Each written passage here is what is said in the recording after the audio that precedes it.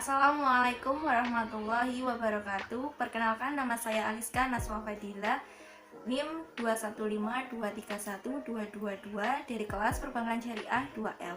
Di sini saya akan menceritakan kembali tentang terjadinya perjanjian Giyanti dan terbelahnya tanah Jawa.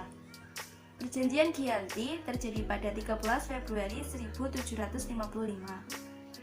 Perjanjian ini lahir sebagai sebuah kesepakatan segitiga politik antara Pakubuwana III, Pangeran Mangkubumi, dan VOC. Nama Giyanti sendiri diambil dari lokasi penandatanganan perjanjian, yakni di Desa Janti. Tempat tersebut sekarang dikenal dengan Dukuh Kerten, Jantiharjo, Karanganyar, Jawa Tengah. Perjanjian Giyanti dibuat dalam rangka meredam api konflik yang telah terjadi berlarut-larut pasca perpindahan Keraton Kartasura ke Surakarta. Mangkubumi yang membantu Pakubuwana II dalam meredam api konflik mendapatkan hadiah berupa sebidang tanah. Namun, luas tanah yang diberikan rupanya menimbulkan kecemburuan. Salah seorang pangeran mengeluhkan ketidakadilan terkait hadiah tersebut kepada Gubernur Jenderal Baron van Imhoff. Sang Gubernur Jenderal lantas mengeluarkan keputusan yang membuat tanah tersebut tidak jadi dimiliki oleh Mangkubumi. Akhirnya, Mangkubumi meminta izin kepada Pakubuwana II untuk meninggalkan Pulau Jawa dan diberi bekal berupa uang sebesar 3.000 real. Sejak saat itulah pecah perang Mangkubumi. Perlawanan ini mendorong Gubernur VOC Nicholas Harting mengambil sikap untuk menyelamatkan daerah operasionalnya dengan melakukan perundingan secara tertutup dengan Pangeran Mangkubumi. Pada 23 September 1754,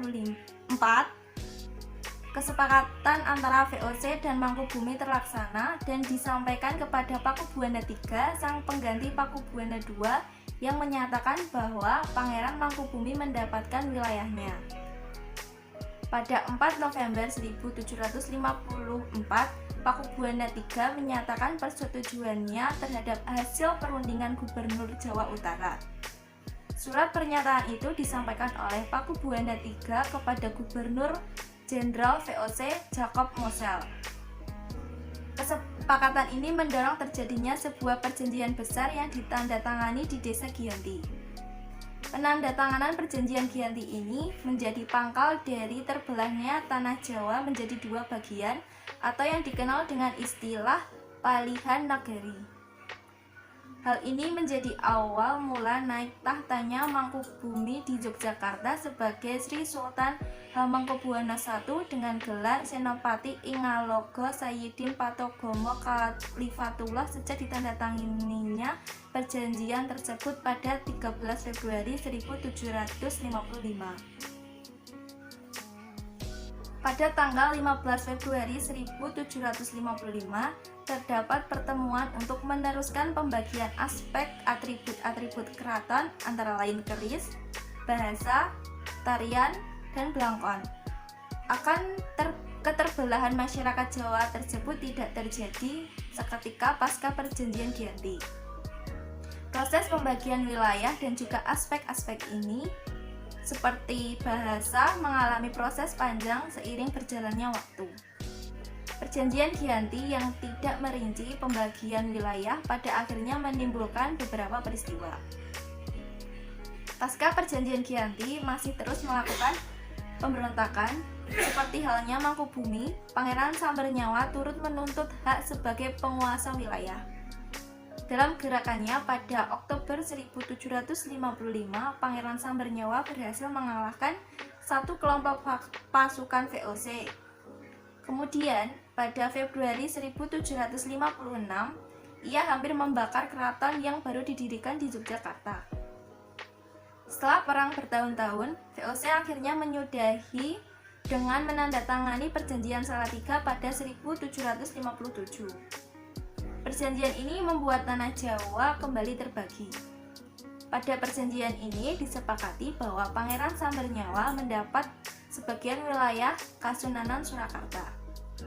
Dengan wilayah kekuasaan yang dikenal sebagai Kadipaten Mangkunegaran, Pangeran Sambernyawa berjatah tahta dengan gelar Kanjeng Gusti Pangeran Adipati Arya Mangkunegara Lelono Jaya Miseso Senopati ing Aloga Satriya Raga Mataram ing Nagari Surakarta Adiningrat.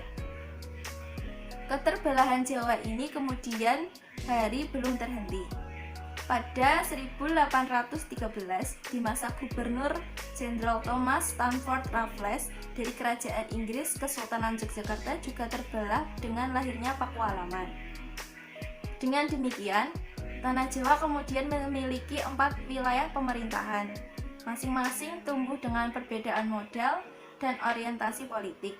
Hal ini mengantarkan Jawa pada rupa yang beragam, dinamika politik yang digerakkan oleh angin revolusi pada masa pertengahan 1940-an, membuat masing-masing mengalami nasib yang berbeda.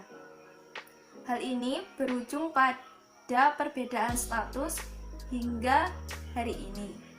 Di masa Republik Indonesia, Kasunanan Surakarta dan Kadipaten Mangkunegaran menjadi situs cagar budaya. Sementara wilayah Yogyakarta yang di dalamnya juga mendapatkan Pakualaman menjadi daerah istimewa. Sekian dari saya. Wassalamualaikum warahmatullahi wabarakatuh.